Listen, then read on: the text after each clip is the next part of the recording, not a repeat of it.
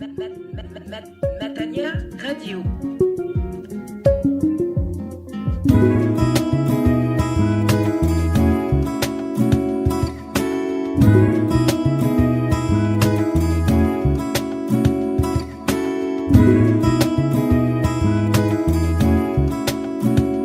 Auditeurs de Radio Matania, je vous salue dans le beau et merveilleux nom de notre Seigneur Jésus-Christ. Parlant de Jésus, justement, la prédication que vous allez entendre a pour thème Jésus, un descendant d'Ève. Jésus, un descendant d'Ève. Ève étant l'épouse d'Adam, le premier homme sur terre. Le texte de référence se trouve dans celui de Genèse, le chapitre 3. Cette prédication nous conduit à passer en revue les figures du Messie dans l'Ancien Testament. Et oui, on parle du Messie dans l'Ancien Testament. Cette démarche permettra ou mettra à nu les stratégies du diable consistant à s'aimer le doute quant à la nature messianique de Jésus de Nazareth. Et ainsi de douter, nous poussant à douter de la bonté de Dieu. Donc, au travers de cette prédication, je suis convaincu que vous serez bénis en découvrant toutes ces figures messianiques de l'Ancien Testament.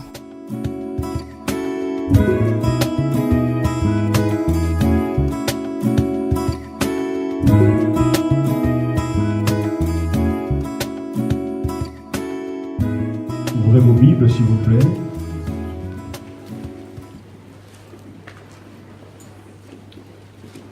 Levons-nous devant le Seigneur à la lecture du chapitre 3 de Genèse.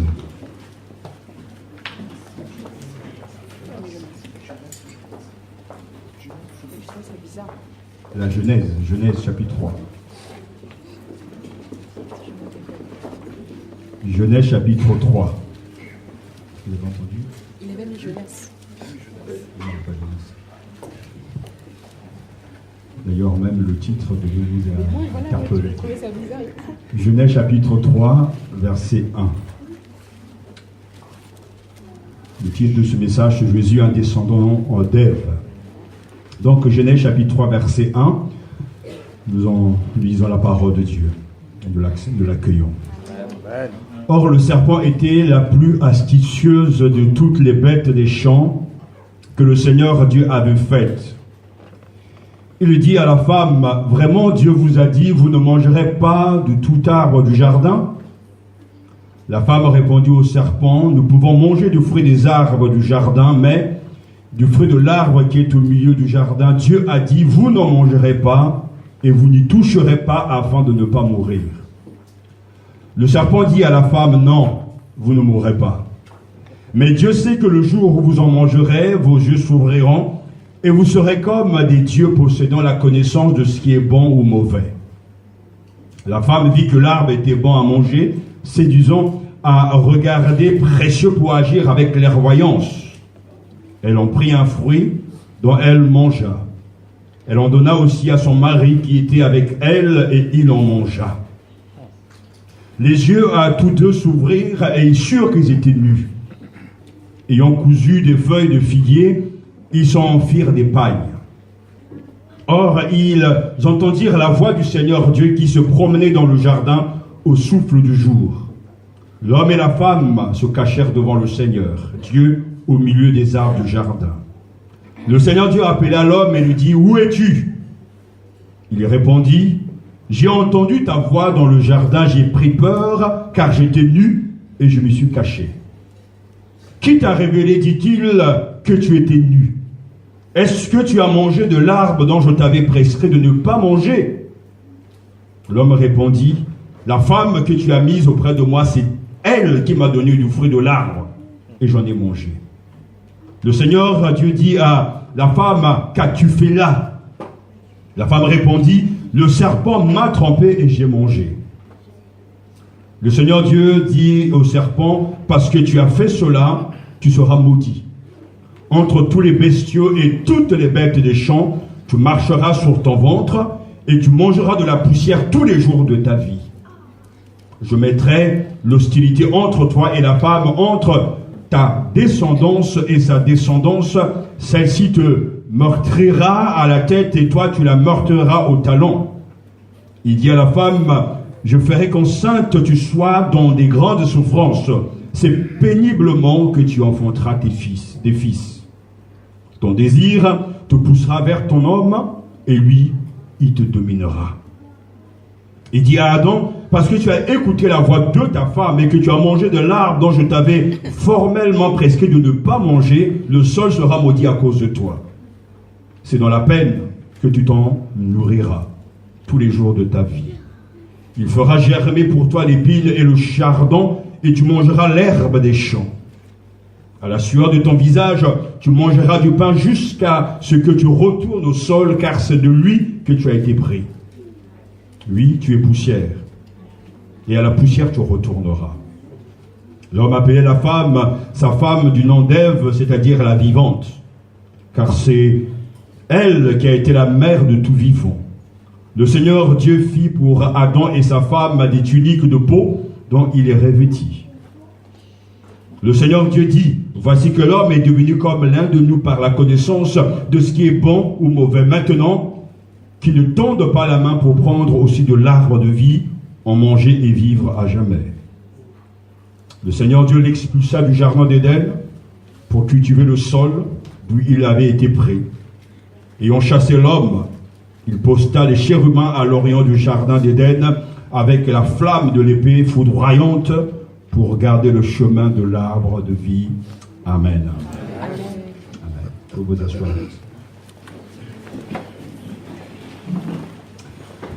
Au cœur de ce message ce matin, selon le verset 15, il y a cette vérité: je mettrai inimitié entre toi et la femme, entre ta descendance et sa descendance, celle-ci t'écrasera la tête et tu lui écraseras le talon. Telle est la vérité que nous voulons ce matin accueillir au nom du Seigneur. Le Messie est un descendant d'Ève.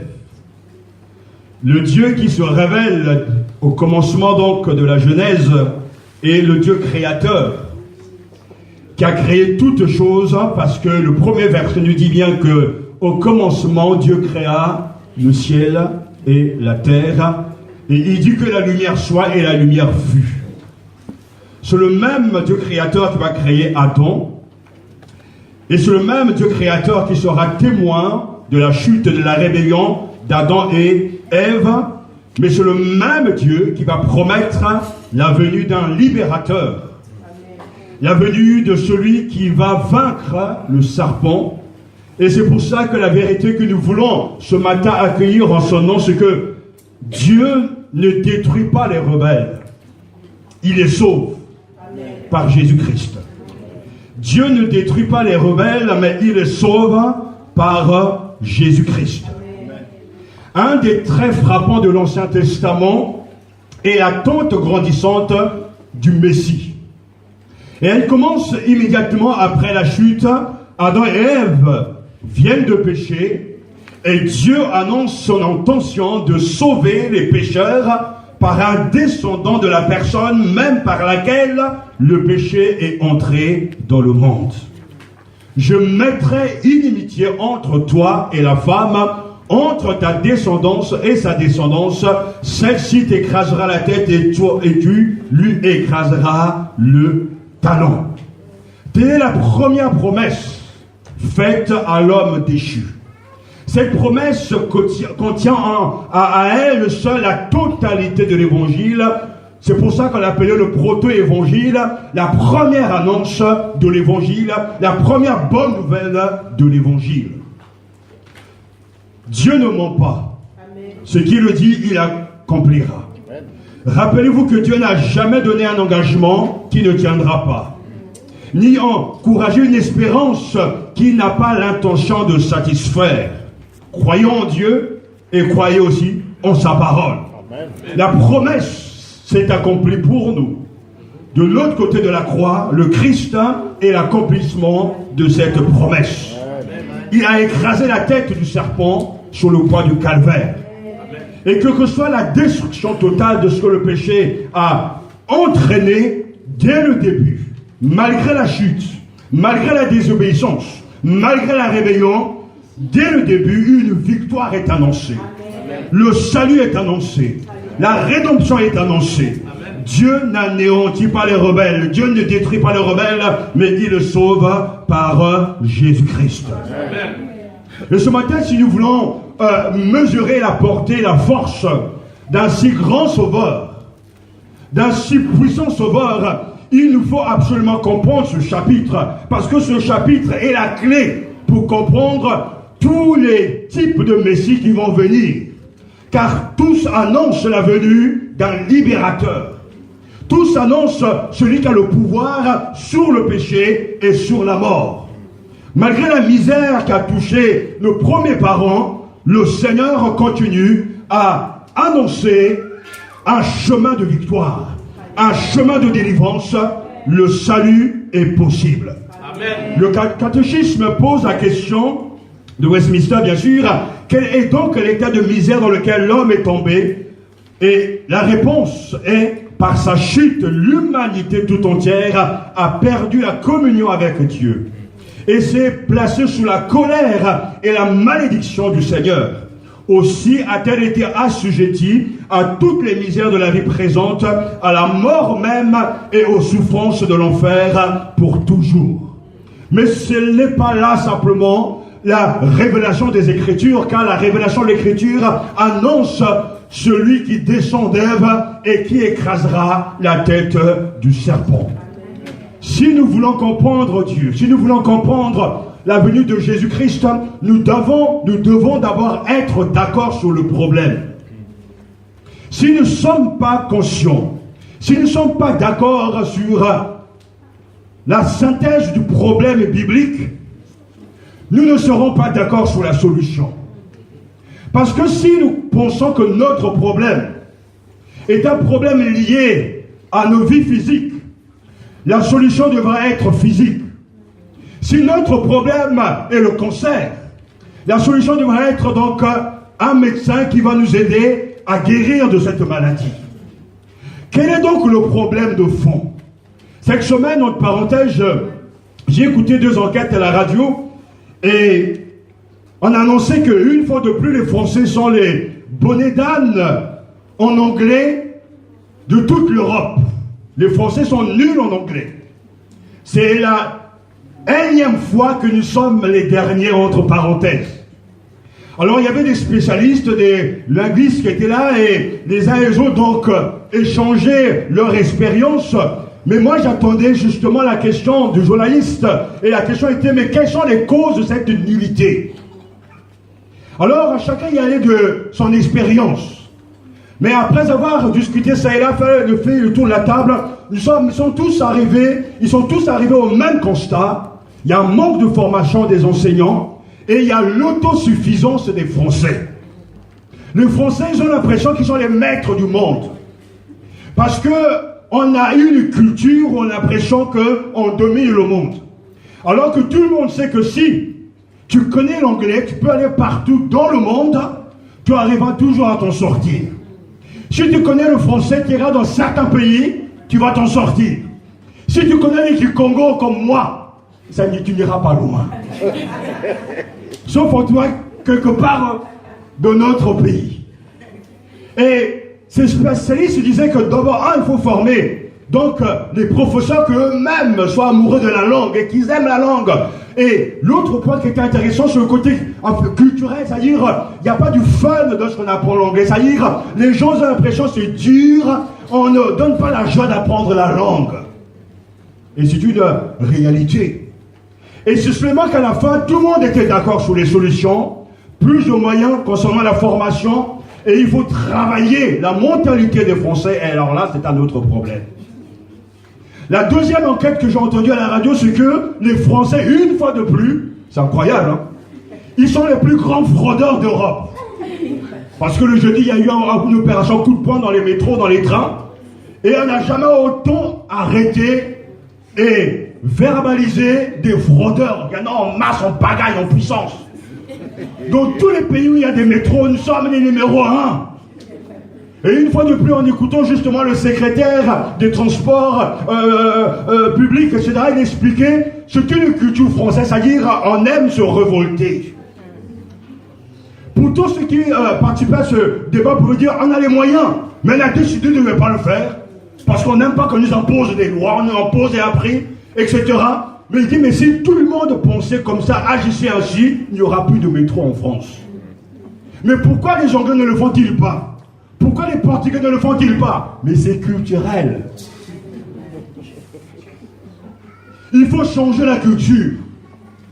Et tant qu'on n'est pas d'accord sur le problème, chacun il dira non, c'est pas de ma faute. Non, j'ai pas les moyens. Non, je suis au chômage. Non, c'est la faute de l'État. Non, c'est la faute du prix des billets, etc. Enfin, on trouvera toujours des excuses. Si je vous raconte de fait, c'est pour nous ramener à ce sujet que si nous ne sommes pas d'accord sur le problème biblique, nous ne serons pas d'accord sur la solution. Mais quel est notre problème? Parce que si nous revenons donc à ce chapitre, Dieu dit à Adam, dans Genèse chapitre 2 verset 17, « Mais tu ne mangeras pas de l'arbre de la connaissance du bien ou du mal, car le jour où tu en mangeras, tu mourras. » Nous avons là la seule interdiction venant de Dieu, qui a créé Adam, qui a donné donc à Adam un jardin fleuri. Éden, qui veut dire délice. Dieu lui dit, tu pourras manger de tous les fruits qui sont dans le jardin, mais je t'interdis de manger du fruit de l'arbre de la connaissance du bien et du mal. Un seul commandement qui ne sera jamais respecté et qui va entraîner des dizaines et des dizaines de commandements. Parce que si Adam n'avait pas enfreint ce commandement, nous n'aurons pas les 10 commandements et nous n'aurons pas les autres commandements. Ils avaient la grâce d'être dans un jardin bio. Dieu était là au milieu d'eux. Et Dieu leur a interdit une seule chose. Mais pourtant, c'est ce qu'ils ne vont jamais faire. Où est le problème? Tu pourras manger de tous les arbres du jardin, mais tu ne mangeras pas de l'arbre de la connaissance du bien et du mal, car le jour où tu en mangeras, tu mourras. Dans le chapitre 2, Dieu donne à Adam 4 dons. Ces dons sont importants parce qu'il faut lui les rappeler. D'abord, il leur donne la vie. Genèse chapitre 2 verset 7, l'Éternel Dieu forma l'homme de la poussière du sol, il insuffla dans ses narines un souffle vital et l'homme devint un être vivant. La vie est un don de Dieu. C'est le premier don que Dieu donne à Adam. Ensuite, il lui donne le don de la terre, verset 8, chapitre 2. Puis l'Éternel Dieu planta un jardin en Éden du côté de l'Orient et il y mit l'homme qu'il avait formé. Dieu planta un jardin. Donc, c'est le deuxième don que Dieu donne à Adam. Ensuite, il lui donne le don du travail. Verset 15, l'Éternel Dieu prit l'homme et le plaça dans le jardin d'Éden. Pour quoi faire? Pour le cultiver et pour le garder. Genèse chapitre 2 verset 15.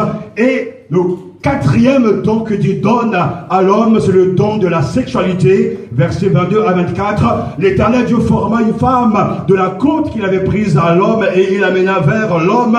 Et l'homme dit, cette fois, c'est l'os de mes os, la chair de ma chair. C'est elle qu'on appellera femme, car elle a été prise de l'homme. C'est pourquoi l'homme quittera son père et sa mère et s'attachera à sa femme et ils deviendront une seule chair.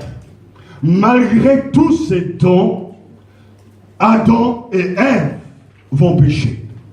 Malgré toutes ces richesses, Adam et Ève vont désobéir. D'où le verset 1 du chapitre 3, car là nous comprenons d'où vient le problème. Nous réalisons que malgré la bonté de Dieu, la miséricorde de Dieu, le serpent était la plus astucieuse de toutes les bêtes des champs. Le récit s'ouvre ainsi. Or, le serpent était la plus astucieuse de toutes les bêtes des champs que le Seigneur Dieu avait faites. Il dit à la femme. Le verset est très clair. le serpent est le plus rusé. Le serpent est le plus astucieux. Et ce mot arum en hébreu signifie aussi avisé, sensé, clairvoyant. Tous ces mots nous présentent un être doué d'intelligence, capable de poursuivre un but avec force, avec détermination et avoir les arguments pour convaincre. Le serpent est doué d'intelligence, mais cette intelligence est au service du mal. Cette intelligence poursuit un dessein pervers par des moyens détournés par la tromperie et par le mensonge. Or, le serpent était la plus astucieuse de toutes les bêtes des champs. En le qualifiant donc de astucieuse, la Bible veut nous rappeler que ce serpent est profondément rusé, profondément malin, retors, insidieux, intrigant. Et lorsque ce serpent est là, la Bible ne dit pas de nous attarder sur ce symbole. Marchait-il? Sans doute. Mais il sait qu'il parlait. Ce serpent est en quelque sorte, derrière ce serpent se cache la force, la puissance du diable. Parce que selon le dernier livre de la Bible, donc Apocalypse chapitre 12, Satan même se cache derrière le serpent. Mais le Christ l'a vaincu. Amen. Sur la croix. Et ce diable, celui qui va prendre les choses en main, parce qu'il va commencer à exagérer et à créer le doute, le scepticisme dans la tête de Ève. Alors oui, Dieu a interdit de manger un fruit, mais le serpent formule sa question bien différemment. Dieu a-t-il réellement dit: vous ne mangerez pas de tous les arbres du jardin? Faisons de Dieu le rabat-joie. Faisons de Dieu en tout cas celui qui trouble la fête. Dieu ne veut pas mon bonheur. Il m'interdit ce fruit de la connaissance du bien et du mal. Donc, il ne veut pas tout partager avec moi. Le diable, quand tu commences par insinuer ces choses à Ève, parce qu'il s'adresse à la femme, vraiment, Dieu vous a dit, vous ne mangerez pas de tout arbre du jardin, vraiment. Et vous savez, le premier péché, dans les manœuvres sataniques de Satan, c'est de nous faire douter de la bonté de Dieu. Comme si Dieu nous a caché quelque chose, comme si Dieu ne veut pas notre bonheur. Dieu ne veut pas notre réussite, c'est faux. Parce que le tentateur a un projet. Le tentateur a une mission. Détourner Adam et Ève de son Créateur. Et la tentation va arriver sur une forme inattendue peut-être pour nous, mais une réalité en ce temps-là, parce que la femme répondit au serpent: nous pouvons manger du fruit des arbres du jardin, verset 2, mais du fruit de l'arbre qui est au milieu du jardin, Dieu a dit: vous n'en mangerez pas et vous n'y toucherez pas afin de ne pas mourir. Le serpent dit à la femme: non, vous ne mourrez pas. Mais Dieu sait que le jour où vous en mangerez, vos yeux s'ouvriront et vous serez comme des dieux possédant la connaissance de ce qui est bon ou mauvais. Quelle est la forme de la tentation du serpent? Nous devons être conscients des ruses de Satan afin qu'il ne se montre pas plus malin que nous, parce qu'il est malin. Satan se transforme en théologien. Satan transforme le commandement de Dieu en question. Dieu a dit de ne pas le faire, mais il dit: mais est-ce que vraiment il a dit? Nous sommes tous d'accord pour faire la part des choses entre un commandement et une question. Et quand nous n'avons pas envie d'obéir à Dieu, on aura toujours aussi une flopée d'interrogations. Est-ce que c'est réellement ce que le pasteur avait dit? Est-ce que c'est réellement ce que j'ai entendu? Mon frère, qu'est-ce que tu as entendu pendant le culte? Est-ce que c'est ça vraiment? Je ne suis pas convaincu, ça s'est passé ainsi. Je ne crois pas que ça c'est ce qui devait se passer. Non, on est toujours dans le doute, dans le flou. Mais en réalité, on connaît le commandement de Dieu. On sait ce que Dieu attend de nous. Et c'est pour ça que lorsqu'on ne veut pas obéir, on trouvera toujours des prétextes. Mais Satan nie la vérité de la parole de Dieu. Mais pas du tout. Parce que le jour où vous ne mourrez pas, non, croyez-moi mon expérience, vous ne mourrez pas. Le serpent suggère que la rébellion, la désobéissance va ouvrir une nouvelle perspective. Vous serez comme des dieux. Si vous prenez ce fruit de fondue, vous serez comme des dieux. Nous cherchons à comprendre les causes de nos problèmes, de nos souffrances, de nos soucis. Le serpent veut susciter chez l'homme et la femme l'ambition de se prendre pour Dieu. Ève revendique que cette indépendance, si réellement je prends de ce fruit, je serai comme Dieu. Je serai indépendante, un mot qui est devenu à la mode de nos jours, l'indépendance. La justice indépendante, on ne parle pas de ce mot indépendant, mais en réalité, ceux qui font les lois sont eux-mêmes aussi dedans. Pour être indépendant, il faut être neutre, juste. Mais il n'y a que Dieu qui soit juste et neutre. Amen. Ceux qui disent, pas de guerre dans tel pays, c'est eux-mêmes qui créent la guerre. En fait, c'est un non-sens. Mais Satan est rusé et il est malin. Il dit à Ève, prends ton autonomie. Ne reste pas courbé sous la dépendance de Dieu, redresse-toi. Sois une femme moderne. Tu vois bien que Dieu est jaloux de toi et de ton époux. Il a peur que vous soyez ses rivaux. C'est pourquoi il vous impose une loi arbitraire pour vous priver de votre liberté. Encore un mot. Elle vous dit la liberté et vous empêche d'être comme lui. Non mais Ève, s'il te plaît, réveille-toi. Sors de ton trou. Et toi, tu es là, waouh, je serai comme Dieu. Waouh, quel projet. Imaginez-vous devenir le Dieu, un Dieu. Comme dans Bruce Tout-Puissant, vous voyez, vous avez le pouvoir de devenir Dieu. Vous allez commencer à écarter les voitures, vous ne voulez pas être en retard au travail. Dès qu'il y a les bouchons, vous ouvrez la voie et vous passez. Vous avez besoin de pain, voilà le pain qui arrive. Vous avez besoin d'oranges, voilà les oranges qui tombent. Mais vous pouvez tout faire. Je vais être à tel bout du monde, tu es là-bas parce que tu as le pouvoir, tu es Dieu. Mais qui n'a pas rêvé d'être un super Dieu? Tous nos caprices seront rassasiés. Nous serons heureux, nous serons de Dieu. Et c'est ce que le serpent est en train de dire à Ève. Non, vous ne mourrez pas. Vous serez comme Dieu. Et là se trouve notre problème. On ne se contente pas de servir Dieu, de l'adorer. On veut le détrôner. Amen. On veut être à son niveau. Et c'est pour ça que le problème fondamental, important, n'est pas d'avoir l'adultère. Le problème n'est pas le vol. Le problème n'est pas le mensonge. Comprenez-moi bien. Ça, c'est des problèmes, je dirais, avec un sens horizontal.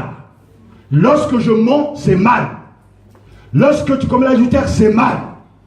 Lorsque tu parles mal, c'est mal. Mais le problème fondamental n'est pas horizontal vis-à-vis de l'autre. Le problème fondamental est vertical vis-à-vis du Créateur.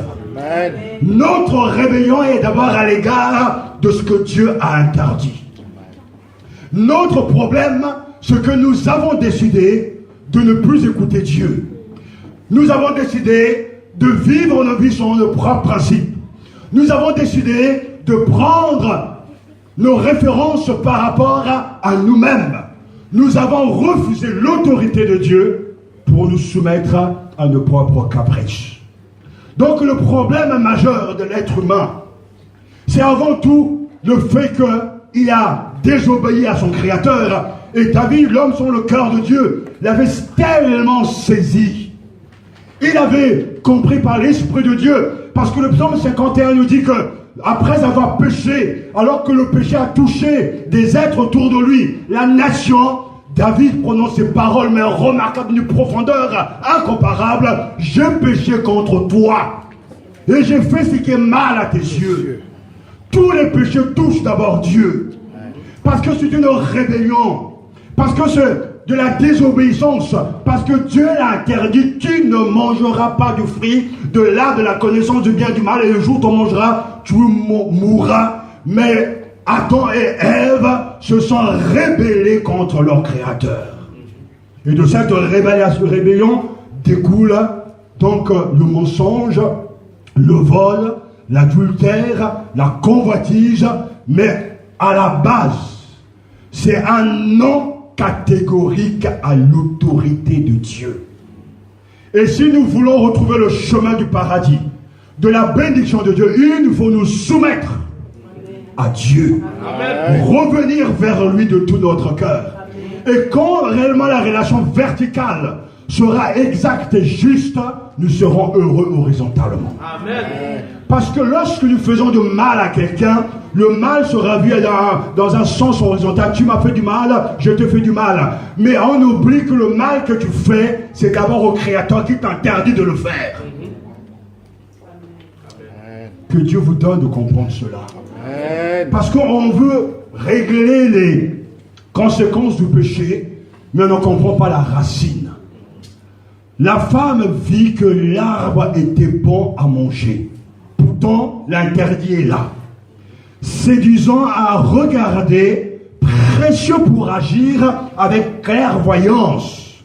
Elle en prit un fruit dont elle mangea. Elle en donna aussi à son mari qui était avec elle et il en mangea. Et sur le verset 5, ce qui est très étonnant, c'est que le Satan s'adresse à la femme plutôt qu'à Adam, alors que le commandement a été donné à Adam. Les femmes sont partout là, dès le début. Je n'ai rien contre les femmes. Mais comment ça se fait que le commandant a été adressé à Adam, mais pourtant, le serpent parle à la femme. Et on verra plus loin que même après le jugement, c'est toujours à la femme. Et pourtant, c'est Adam qui est le premier dans l'ordre créationnel, donc a été créé. Et un grand rabbin a bien justement perçu la subtilité de Satan, parce qu'il va dire qu'il va écrire que les trois qualités que la femme croit pouvoir reconnaître à l'arbre correspondent aux trois promesses que lui avait faites le diable. L'arbre était bon à manger. Cela correspond à la promesse: en mangeant de l'arbre, vous serez comme Dieu.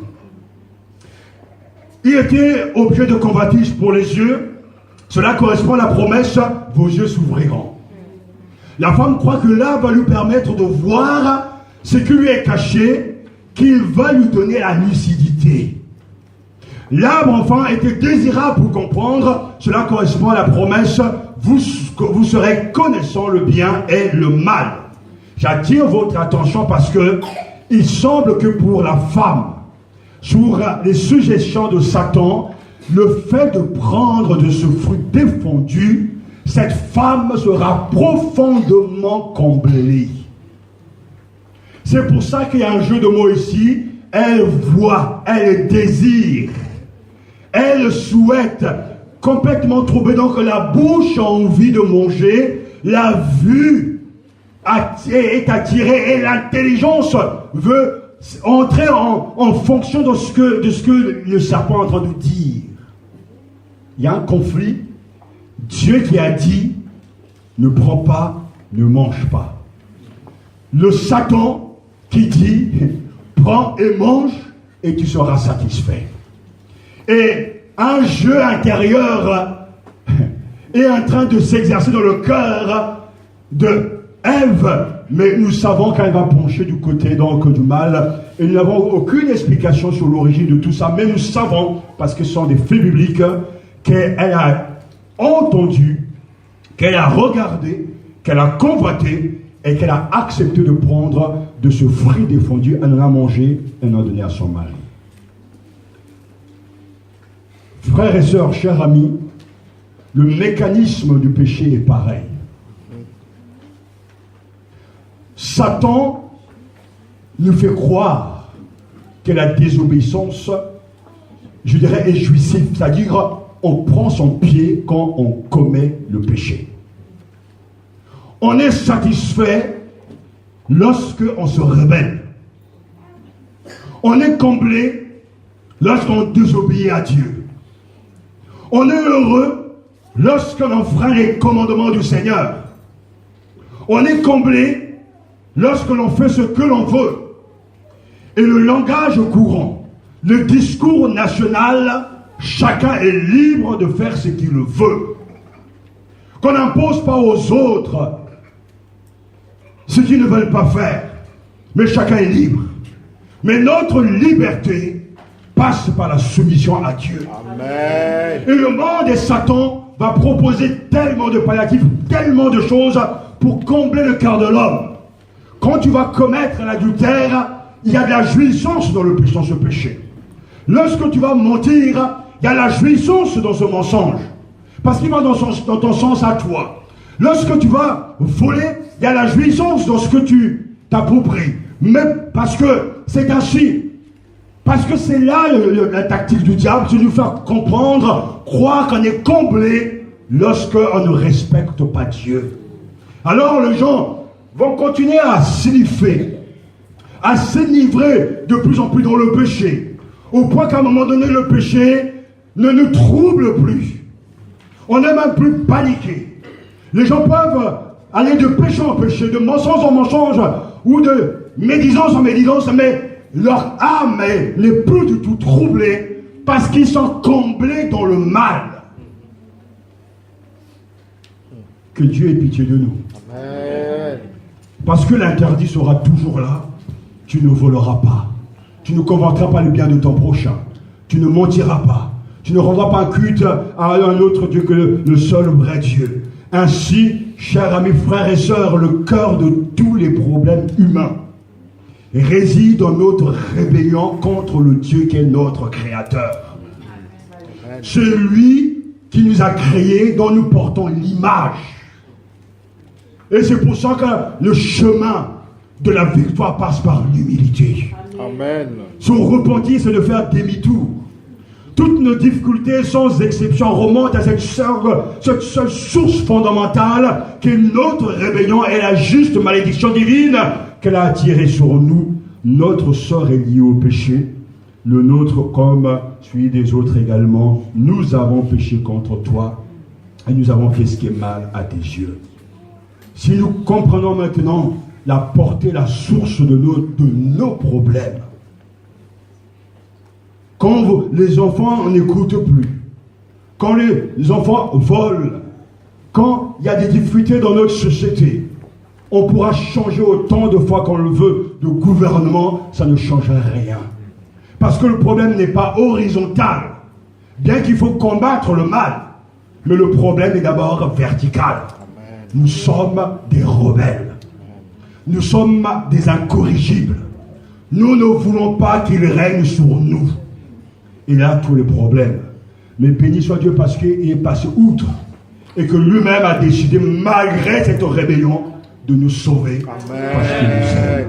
Amen. Mais pourtant, les conséquences du péché sont là, leurs yeux à tous les deux s'ouvrir, nous dit le verset 7 et 8.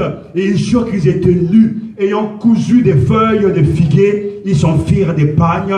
Or, ils entendirent la voix du Seigneur Dieu qui se promenait dans le jardin au souffle du jour. L'homme et la femme se cachèrent devant le Seigneur Dieu au milieu des arbres du jardin. En quoi consiste pour l'homme et la femme cette connaissance qu'ils viennent d'acquérir, leurs yeux à tous deux s'ouvrir? Mais tout d'un coup, ils se savent nus. Ils prennent conscience qu'ils sont nus. Ce n'était pas un problème avant, mais après la désobéissance, le péché, Adam et Ève sont conscients qu'ils sont nus. Avant le péché, Adam et Ève n'avaient rien à se cacher. Ils se promenaient dans le jardin et Dieu se promenait avec eux. Quel privilège. Maintenant, chacun éprouve le besoin de se dissimuler, de se soustraire au regard de l'autre, de se cacher de lui. Il ne tient pas à ce que l'autre sache comme il le voit, comment il le voit, comment il le juge. Il ne veut pas être vu comme il est, mais comme il veut paraître. Et l'un et l'autre éprouvent, c'est très surprenant, à la fois le désir et la honte. Les besoins simultanés de communiquer et de dissimuler. Satan crée des hypocrites. Et une certaine distance est mise désormais entre l'homme et la femme, alors qu'avant c'était le grand amour. Ce que chacun rencontre d'abord n'est pas l'être véritable de l'autre. Celui qu'il voit, c'est un être habillé, maquillé, dissimulé. On porte ses vêtements pour se cacher. Et comme l'on dit que l'habit ne fait pas le moine, on veut paraître être alors qu'on ne l'est pas. On veut faire croire qu'on est intelligent alors qu'on ne l'est pas. L'homme, dès le jardin d'Éden, après la chute, a commencé la série d'hypocrisie. Dieu est dans le jardin, il appelle, il est obligé de se cacher. Ils sont obligés de fabriquer là des vêtements avec des feuilles pour cacher leur nudité. L'homme et la femme ne veulent plus voir le visage de Dieu. Jouir du face à face que lui-même tient à avoir avec eux. Car Dieu est dans le jardin, il dit, mais où es-tu? Et lui dit comment, mais derrière les arbres, comme si Dieu ne savait pas. Car il voit tout. Mais en fait, il ne veut pas mettre mal à l'aise Adam et Ève parce qu'il sait. Mais il veut les pousser à, je dirais, peut-être, leur donne une deuxième chance. Reconnaissez au moins que vous avez péché, revenez vers moi. Au lieu que ce soit Dieu qui est blessé, qui s'appuie sur son sort, qui pleure sur son sort, c'est lui qui va chercher l'homme. Ça, c'est la bonne nouvelle de Dieu. Eux, ils ont peur, ils fuient sa présence, se détournent de lui. Ils rejettent l'intimité, l'amitié, la familiarité que Dieu leur propose. Ils ont peur de Dieu. Et partout, vous le verrez toujours, toujours et toujours, là où le péché habite, il y aura de la crainte, il y aura de la dissimulation, il y aura de la fausseté, parce qu'on ne veut pas être vu comme on est. C'est pour ça que l'Église est la colonne de la vérité. Amen. Et que Jésus nous libère grâce à la vérité. Amen. Et que le salut, c'est entrer dans sa vérité à lui. Car nous mentons constamment, nous mentons en nous-mêmes, nous mentons aux êtres chers. Et si le caméscope, la caméra de Dieu devait passer dans tous les cœurs et que nos vies soient projetées sur cet écran, oh alors là, quelle horreur! C'est un film d'horreur en verra. Lui qu'on pensait tellement être saint et pur, c'est un monstre, un méchant, un dur à cuire. Lui dont on pensait que la gentillesse était naturelle, c'est une gentillesse camouflée, déguisée, diabolique. Car Dieu connaît ce que nous sommes. Il sait ce que nous faisons. Le dimanche passé, un frère me disait après le culte que Dieu lui a donné ce songe et a vu quelqu'un dans la salle au milieu de nous qui notait tout ce qui se passait, qui notait nos absences, qui notait nos retards. Et j'acquiesce dans ce sens car le Nouveau Testament, l'Apocalypse nous parle des livres qui seront ouverts au ciel. Chacun a son livre. Nos vies seront devant le Seigneur. On ne pourra plus mentir. On ne pourra plus tricher. Ce que nous sommes intérieurement sera révélé devant tous, et celui qui portera le Christ sera dans la gloire. Mais le péché nous pousse à être des hypocrites. Le péché nous fait fuir loin de Dieu. C'est pour ça que les effets du péché sont terribles, parce qu'elle touche non seulement touche le corps, mais aussi touche aussi le domaine spirituel, parce que quand le péché rentre dans le monde, et alors on voit la souffrance, on voit la maladie, la fatigue, on voit que la terre est dégradée et hostile, on voit que la mort corporelle est là. Quand le péché est là, il y a eu une rupture entre Dieu et nous. On a honte de lui. La culpabilité nous habite. Et combien de fois n'ai-je pas vu des gens dire, voilà, je fuis Dieu. Mais quelqu'un peut-il fuir Dieu? Je fuis une réalité. Je fuis la vérité. Comme si le fait d'aller dans un autre endroit, dans une autre église, ça va changer quelque chose. Dieu est partout présent. Et seule la vérité peut te rendre libre. Le péché a touché tous les hommes. Le péché a des conséquences sur le plan moral parce que la connaissance du bien, nous l'avons, mais nous n'avons pas la force de l'accomplir. Le péché a perverti notre sens, notre sens religieux.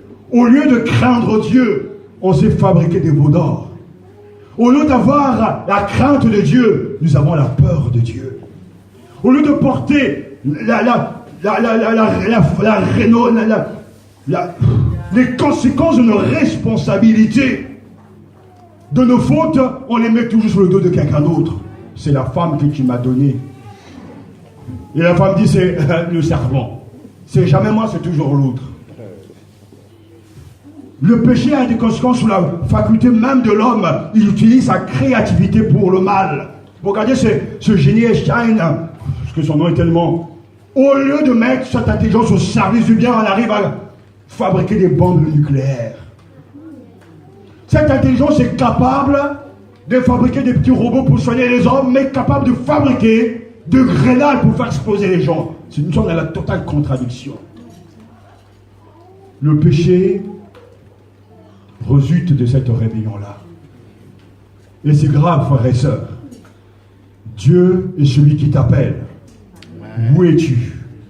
Le Seigneur, Dieu appela l'homme et lui dit, où es-tu? Il lui répondit, j'ai entendu une fois de plus la voix dans le jardin, j'ai pris peur, car j'étais nu et je me suis caché. Il dit le verset 9, mais qui t'a révélé, dit-il, que tu étais nu? Mais est-ce que tu as mangé de l'arbre dont je t'avais prescrit de ne pas manger? L'homme répondit, la femme que tu as mise auprès de moi, c'est elle qui m'a donné du fruit de l'arbre et j'en ai mangé, c'est elle. Ce langage ne fait pas écho à quelqu'un qui dit, mais c'est cet homme-là, c'est l'autre. Alors que le problème est vertical, on veut faire croire qu'il est horizontal. Et peut-être que pour le couple, Satan ce matin va dire, mais à chaque fois à la maison, c'est toujours l'autre. Qui n'a pas fermé la porte, c'est l'autre. Il manque ceci, c'est l'autre. Que Dieu nous garde et de reconnaître que le problème, c'est nous. Amen. La femme que tu as mise auprès de moi, mais quand tu étais seul, tu étais bien content justement d'avoir eu cette femme. Mais maintenant que le malheur arrive, amen, c'est la femme que tu as mise auprès de moi, c'est elle qui m'a donné du fruit de l'arbre et j'en ai mangé. Et le Seigneur dit à la femme, mais qu'as-tu fait là? La femme répondit, c'est pas moi, c'est le savon. Au lieu d'assumer ses responsabilités, c'est tout l'autre. Et ça, c'est toujours comme ça. Pourquoi il y a des problèmes? C'est l'autre. C'est mon voisin. C'est mon collègue. La France va mal, c'est le président. Dès qu'il y a un accident, c'est Macron. Dès qu'il y a un problème, c'est Taubira. C'est toujours les autres. Mais ce langage est biblique. Malheureusement, c'est pour ça que, comme je dis alors, David reconnaît, j'ai péché contre toi, j'ai fait ce qui est mal à tes yeux. C'est simple. Rapportez les faits, dites la vérité, assumez et soyez vrais avec vous-même. L'homme et la femme ne veulent plus voir le visage de Dieu. Jure du face à face que lui-même tient à voir avec eux. Il fuit sa présence, comme j'ai dit, se détourne de lui. Et un des résultats inévitables de la culpabilité, de la honte, est l'auto-justification. Ça, je pourrais en parler longuement, les gens qui se justifient toujours. C'est une réalité connue de tous. Adam se justifie en rejetant la faute sur Ève, qui se justifie en rejetant la faute sur le serpent. Mais notre seul espoir, c'est d'être réconcilié avec Dieu. Amen. Apprenons à nos enfants à dire la vérité. Amen. Apprenons aux adultes, aux membres de notre famille, à dire la vérité. Amen. C'est un principe que je dis toujours, mais que soit la gravité de la chose, il faut toujours dire la vérité. Amen. Toujours. Amen. Les gens vont te détester parce que je sais que les gens n'aiment pas la vérité. Dès que tu dis la vérité, ça les énerve. Parce qu'au fond, cette rébellion a toujours été là. On ne veut pas que quelqu'un nous déshabille. On ne veut pas être nu, on veut se cacher, on veut porter des pagnes pour se cacher du Créateur, mais vaut mieux être déshabillé par les hommes et habillé par Dieu que le contraire. Amen. Et c'est pour ça que plein de cœurs sont remplis de fausseté, de mensonges. Est-ce que tu étais là? Oui. Est-ce que tu as entendu? Oui, mais dis la vérité. Non, on ne veut pas. Parce qu'on dit, mais je ne suis pas concerné. J'aime beaucoup, il y a des films, vous savez, qui nous font réfléchir et nous devons toujours tirer des leçons. Le Seigneur Dieu dit à la femme, qu'as-tu fait là? C'est grave. La femme, le simplement de s'humilier. Oh Dieu, aie pitié de moi. Je t'ai fait du mal parce que tu m'aimes, mais je ne t'ai pas assez aimé. Non, c'est le serpent. Et quand ce n'est pas le serpent, c'est la voiture. Et quand ce n'est pas la voiture, c'est la tortue. Et toute sa vie, c'est l'autre. Le. Oh Dieu, aie pitié de moi. Amen. Amen. J'ai fait ce qui est mal à tes yeux. Ne me retire pas ton esprit. Tu veux que la vérité soit offendue? C'est tout ce que l'on me demande. Mais c'est tellement compliqué. Et j'étais tellement profondément bouleversé parce que Dieu donne un seul commandement, une interdiction, mais maintenant à cause de la désobéissance, on a des commandements pagailles qu'on n'arrive même plus du tout à suivre.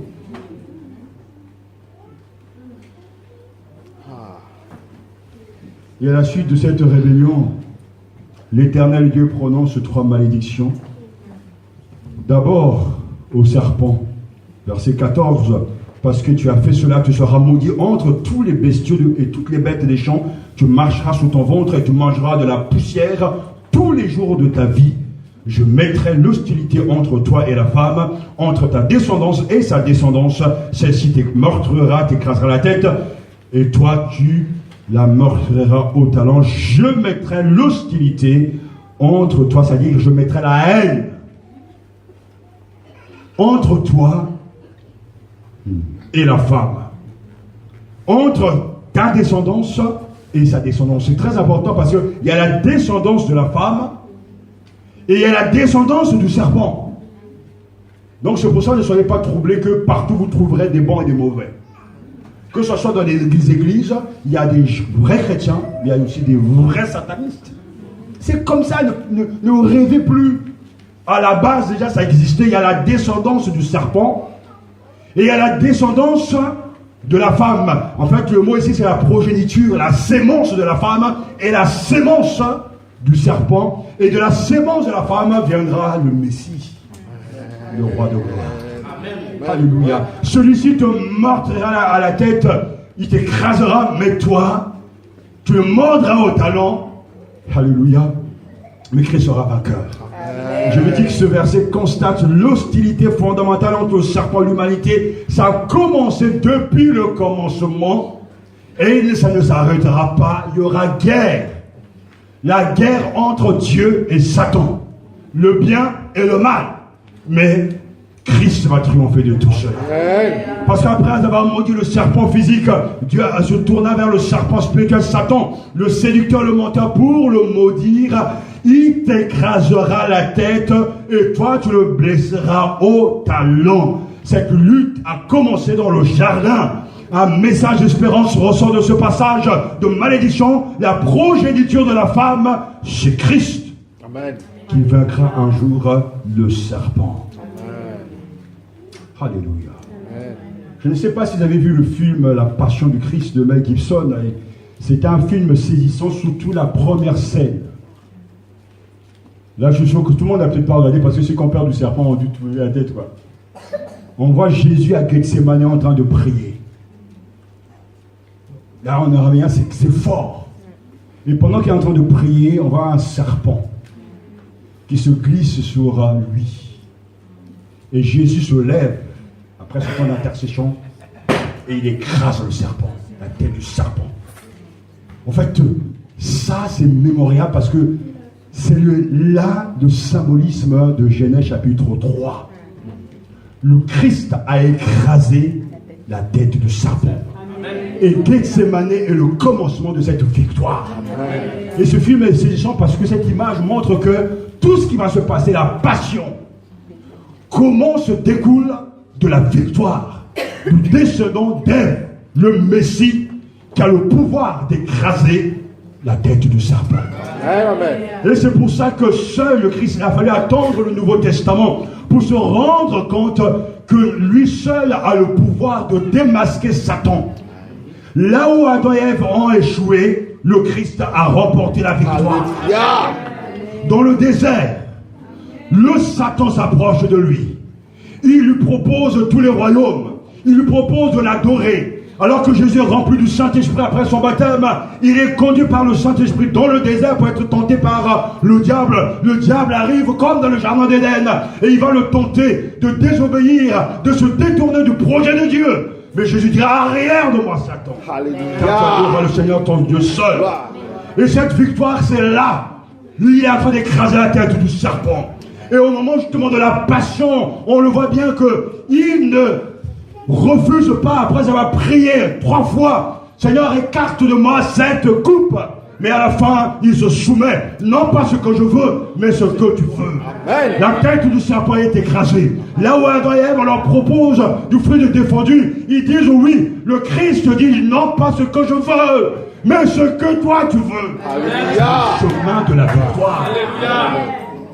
C'est là toute la différence. Le vrai Messie est soumis à son Père. Amen. Il aime la volonté de son Père. Amen. Il obéit malgré les souffrances qui sont devant lui, parce qu'il doit accomplir la volonté de son Père. Amen. Et le Christ, en venant dans ce monde, a fait participer à ses disciples son triomphe sur le Satan. Je voyais Satan tomber du ciel comme un éclair. Et il dira à ses disciples, je vous ai donné pouvoir de fouler aux pieds serpents et scorpions et pouvoir sur toute puissance de l'ennemi. Et rien, absolument rien ne vous nuira. Luc chapitre 10, le serpent est écrasé. Il t'écrasera la tête. Ce n'est pas notre victoire, c'est ça. Victoire. Amen. Alléluia. Amen. Celui qui croit en moi, dit la Bible, ils maîtriseront les démons. Ils prendront des serpents dans leurs mains et cela ne leur fera rien. Marc chapitre 16.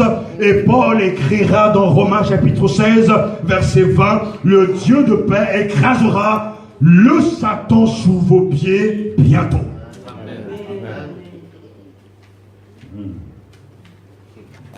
En Jésus, la promesse est accomplie. Alléluia. Nous sommes du côté du vainqueur. Amen. Le chrétien peut dire, retire-toi de moi, Satan. Amen. Alors qu'il y a des suggestions, retire-toi de moi, Satan. Amen. Alors qu'on veut pulluler ton esprit, retire-toi de moi, faux frère. Alors qu'on veut comme disait ce politique, on est en train de nous faire exploser le cerveau. Mais dis, arrière de moi, Satan. Amen. Tu as le pouvoir d'éteindre ta télé. Tu as le pouvoir d'éteindre la radio. Tu as le pouvoir de ne pas décrocher ton téléphone pour entendre n'importe quoi. Tu as ce pouvoir-là. Arrière de moi, Satan. Amen. Tu as le pouvoir de dire oui au Seigneur. Tu as le pouvoir de dire je veux te suivre jusqu'à la fin. Tu as le pouvoir de dire je veux prendre ma croix chaque jour et te suivre. Parce que le Satan n'a plus de pouvoir sur moi. Le Christ l'a démasqué. Amen. Car le royaume de Dieu est venu dans ce monde. Et c'est par le nom de Jésus que les démons partent, sont chassés. Alors c'est qu'il y a eu une éruption dans ce monde des ténèbres par le Christ qui est le Seigneur des Seigneurs. Amen. Le Satan est démasqué par le Christ. Adam et Ève, vous avez échoué. C'est grave. Mais c'est une aubaine pour nous. Parce que le Christ, le Messie, descendant d'Ève, est venu. Il a écrasé sur la croix les forces du mal. Amen. Et cette victoire est pour l'Église. Je voyais Satan tomber du ciel comme un éclair. Mais allez, et faites de toutes les nations des disciples. Amen. Le dragon, à la fin, nous dit la Bible, Apocalypse chapitre 12, versets 7 à 11, le dragon a combattu ainsi que ses anges. Il ne l'a pas emporté. Il n'y a plus de place pour eux dans le ciel. Il a été précipité, le grand dragon, le serpent, qui était au commencement, celui qui est appelé le diabolos, le diable ou le Satan, celui qui égare le monde des humains en son entier. Il fut précipité sur la terre et ses anges furent précipités avec lui. Il fut précipité l'accusateur de nos frères, celui qui les accuse jour et nuit devant notre Dieu, mais eux, ils l'ont vaincu. Amen. Grâce au sang de l'agneau et la parole de leur témoignage. Je suis libre d'être chrétien. Amen. Aucune force dans le monde, sur la terre, sous la terre et dans les airs, ne peut m'empêcher de me servir et de croire en Dieu. Le Christ a nettoyé le ciel. Il a ouvert la voie d'accès à Dieu. J'ai libre accès au trône de la grâce, car il a écrasé la tête du serpent sur le bois du calvaire. Alléluia. La bonne nouvelle commence dans le jardin d'Éden. Car Dieu ne nous a pas destinés à connaître sa colère. Non, mais à posséder le salut par notre Seigneur Jésus-Christ. 1 Thessaloniciens chapitre 5 verset 9. Voilà pourquoi il devait être rendu à tous égards semblable à ses frères, afin de devenir un grand prêtre plein de bonté et digne de confiance dans le domaine des relations de l'homme avec Dieu, en vue d'expier les péchés de son peuple. Hébreux chapitre 2 verset 17. Alléluia. Puisque ces enfants sont tous des êtres de chair et de sang, Jésus lui-même est devenu comme eux. Il a participé à leur nature humaine. C'est ainsi que par sa mort, il a pu écraser le diable qui détient la puissance de la mort. Alléluia. Est-ce que vous entendez ce que la Bible nous dit ce matin? Alléluia. C'est ainsi que par sa mort, Hébreux chapitre 2 verset 14, il a pu écraser le diable qui détient la puissance de la mort. Celui qui est en nous est plus fort que celui qui est dans le monde. Le Dieu qui donne la paix ne tardera pas, vous écoutez, vous entendez, à écraser Satan sous vos pieds. Que la grâce de notre Seigneur Jésus soit avec vous. Romains chapitre 16 verset 20. Le Dieu qui donne la paix ne tardera pas à écraser Satan sous vos pieds. Cela n'a rien à voir avec cette théologie bizarre où il faut marcher sur le diable, où il faut donner de coups de pied à l'ennemi. Non. C'est le Dieu qui donne la paix, qui lui-même écrasera bientôt Satan sous vos pieds. C'est là l'œuvre de Dieu, pas d'un homme. Alors n'entrez pas dans cette publicité satanique du voilà, chasser maintenant le démon. Quelqu'un nous dit cette semaine, on a des réunions chez nous dans notre église, on doit chasser le diable. Mais alors là, continuez à le chasser parce qu'il ne partira pas. Jacques nous dit résistez au diable. Il fuira loin de vous. Prenez votre position en Christ et il aura peur non pas de vous ni de moi, mais de celui qui est en vous. C'est lui qui est son vainqueur. C'est la croix que notre chemin de victoire.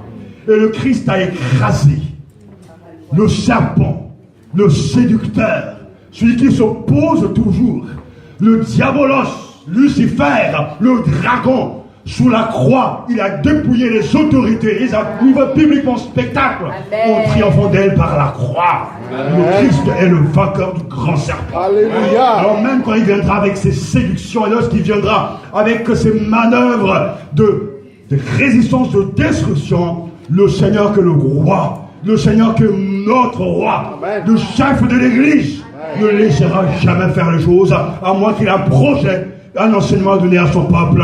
Mais je sais déjà qu'il est vaincu. Alléluia. Il va faire beaucoup de bruit. Quand vous écrasez la tête d'un serpent, ça bouge. Je ne sais pas si vous avez vu des boas, quand vous leur écrasez la tête, ça bouge. Et Satan peut bouger dans tous les sens. Il peut gesticuler, mais il est déjà vaincu. Il sait qu'il ne reste peu de temps.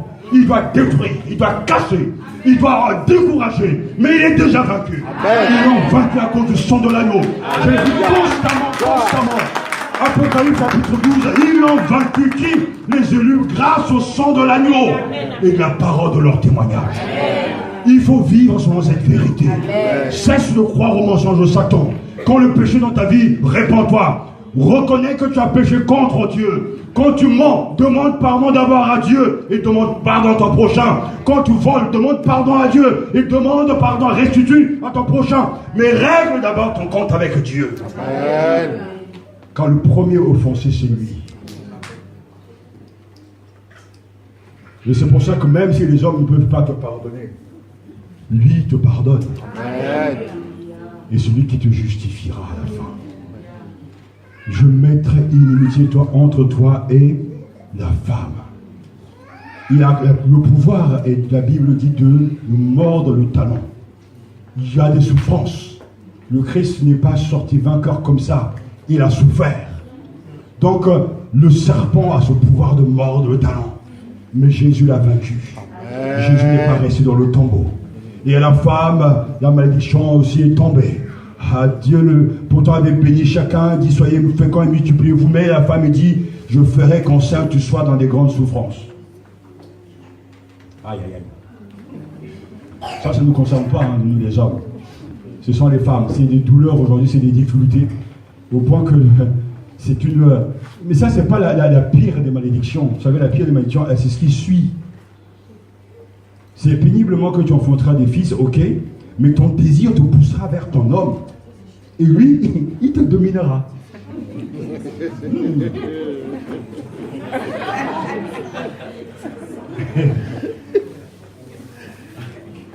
C'est pas moi, c'est écrit là, vous voyez là. Il y aura des problèmes.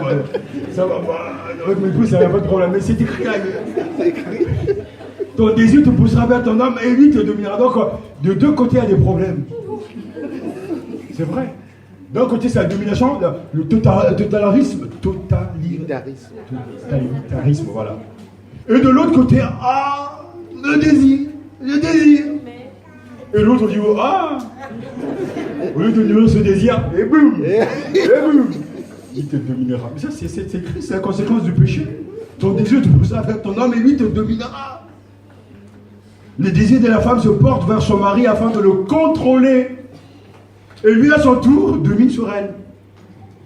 C'est pour ça, même en réalité, on rend bien sur compte qu'il y a des gens qui ne sont jamais contents, jamais satisfaits, jamais heureux. Toujours dominés par les désirs. Je veux être heureuse, je veux être heureuse, je veux être heureuse, je veux être heureuse. Et l'autre dit, boum, boum, tu ne le sauras pas, tu ne le sauras pas, tu ne le sauras pas. Donc en fait, c'est tension, etc. Mais bien sûr, lorsqu'on est en Christ, tout ça disparaît. La malédiction n'est plus, parce que le foyer chrétien, femmes, soyez soumises à vos maris. Marie, aimez une femme comme Christ a aimé l'Église. Éphésiens chapitre 1.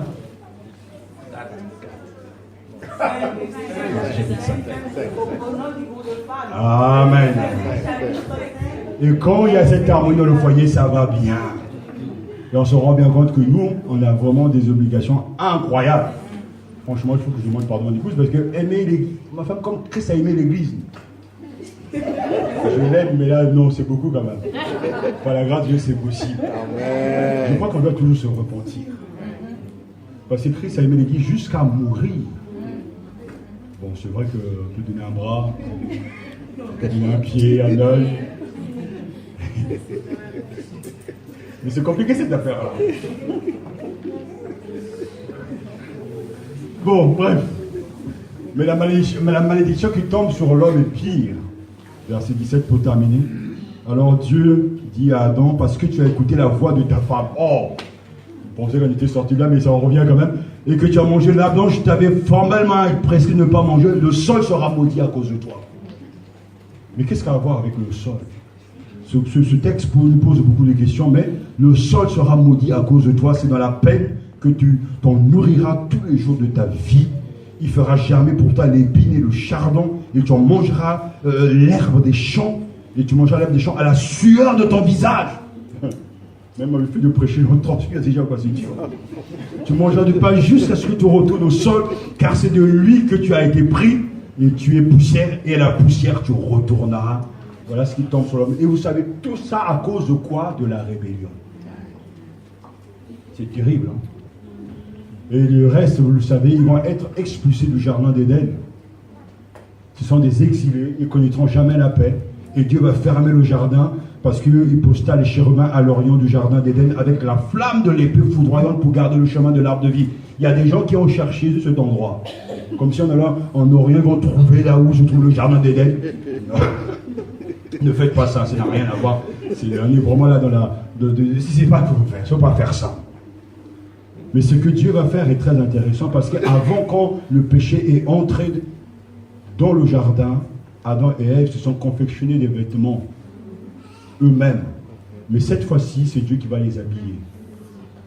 Le verset 21 nous dit que le Seigneur Dieu fit pour Adam et sa femme des tuniques de peau dont il est revêti.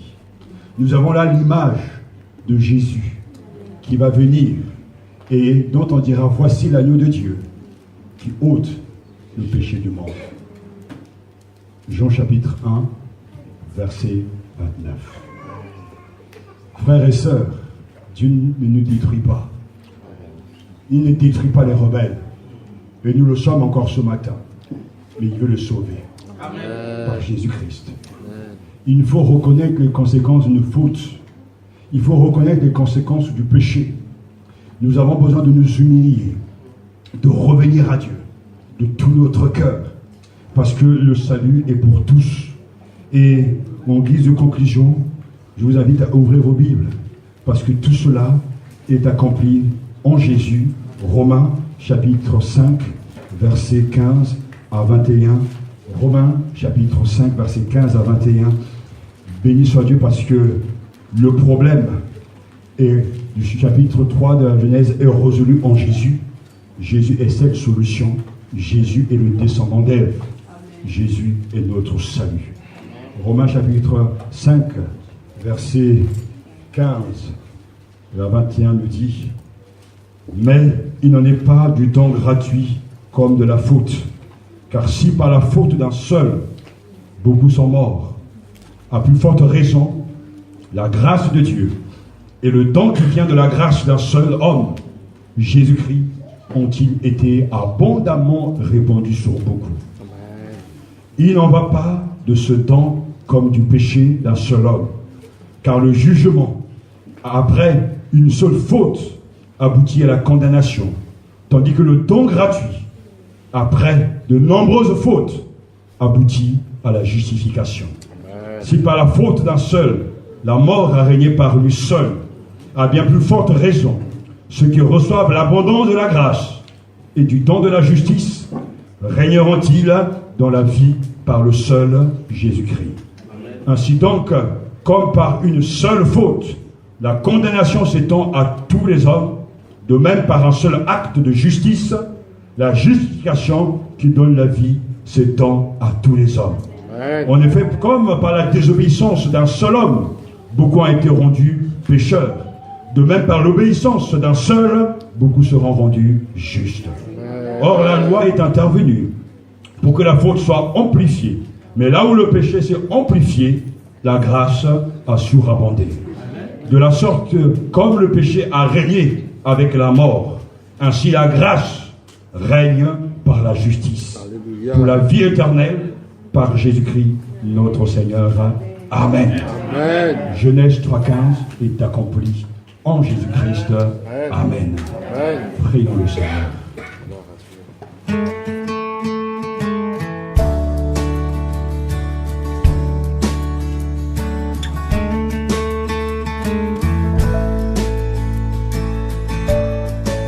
Sur le mont du Calvaire, il était